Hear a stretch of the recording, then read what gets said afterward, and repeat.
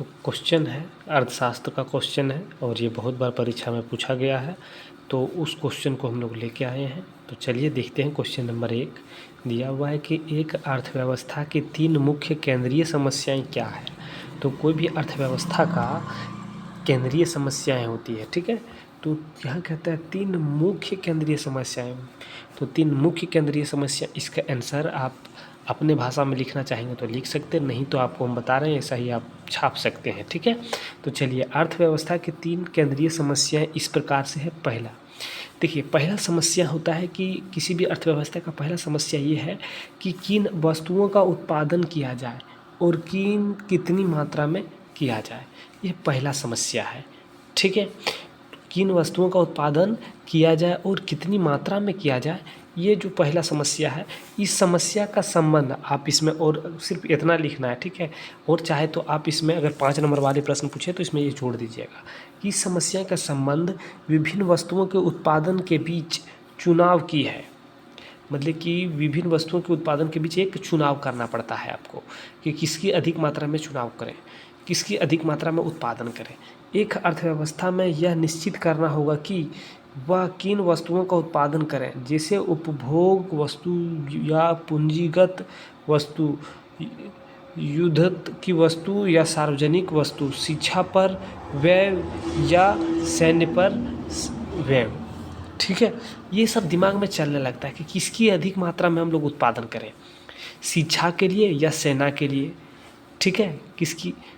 ये तो सबसे बड़ी समस्या है, किन वस्तुओं की उत्पादन किया जाए और कितनी किया जाए, पहला समस्या, ठीक है।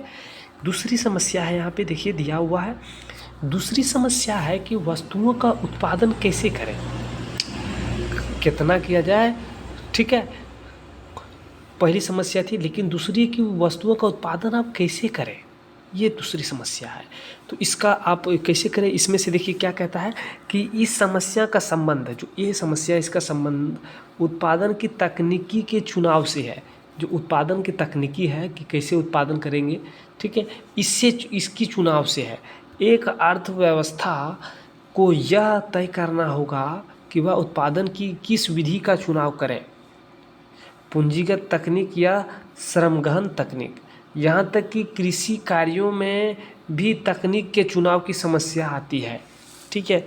सपोज़ मान लीजिए कि पहले वाले लोग जो होते थे अधिक समय में काम करते थे जब मजदूरों से काम करवाया जाता था, लेकिन अब आ गया तकनीक, मशीन, औजार, उससे तुरंत हो जाता है। पहले तालाब काटने के लिए, खुदाई करने के लिए बहुत दिनों तक लगता है, अब यहाँ पे देखिए तालाब खुदाई बस कुछ ही दिनों में ख़त्म कर देता है।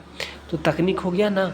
तो वही यहाँ पे कहता है कि किससे उत्पादन किया जाए, मतलब कि वस्तुओं का उत्पादन कैसे किया जाए, ये चुनने में लग जाता है, ठीक है। दूसरी समस्या ये है। तीसरी समस्या है उत्पादन किसके लिए किया करें, उत्पादन किसके लिए करें। तो यहाँ पे आप इसका आंसर इस प्रकार से लिखेंगे कि अर्थव्यवस्था में उत्पादित वस्तुओं की कितनी मात्रा किसे प्राप्त होगी, अर्थव्यवस्था के उत्पादन को व्यक्ति विशेष के में किस प्रकार विभाजित किया जाए, यह आप वितरण पर निर्भर करते हैं। यदि आप आय समान रूप से विभाजित होगा तो वस्तुएं और सेवाओं भी समान रूप से विभाजित होंगी। निर्णय सिद्धांत यह है कि वस्तुओं और सेवाओं को इस प्रकार वितरित करें कि बिना किसी को बदतर बनाए किसी अन्य को बेहतर बनाया जा सकता है, ठीक है। उत्पादन किसके लिए करें, उत्पादन कैसे किया जाए और उत्पादन क्या किया जाए, ये 3 समस्या है, मुख्य समस्याएं हैं किसी भी अर्थव्यवस्था के लिए, ठीक है। तो चलिए, ये तीनों समस्याएं को याद रख लीजिए, आपके बोर्ड परीक्षा में ये प्रश्न आ रहा है। तो चलिए वीडियो को यहीं पे समाप्त करते हैं।